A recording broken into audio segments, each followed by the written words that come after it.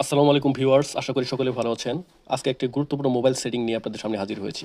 আমরা প্রায়ই দেখতে পাই যে অনেকেরই কল রেকর্ড ফাঁস হয়ে যায় বা অন্য কারো হাতে চলে যায়। তাই আমি আপনাদের আজকে এমন একটি সেটিংস দেখাবো, যে সেটিংসটি আপনাদের ফোনে করে নিলে আপনাদের কল রেকর্ড কখনো ফাঁস হবে না বা কারো হাতে চলে যাবে না। তার আগে রিকোয়েস্ট থাকবে, যারা আমাদের এই ভিডিওটি ফেসবুক থেকে দেখছেন তারা অবশ্যই আমাদের পেজটিকে ফলো দিয়ে দেবেন, এবং যারা ইউটিউব থেকে দেখছেন তারা অবশ্যই আমাদের চ্যানেলটিকে সাবস্ক্রাইব করে দেবেন। সেটিংসটি করার জন্য প্রথমে আমাদের সেটিং অপশনে ক্লিক করতে হবে।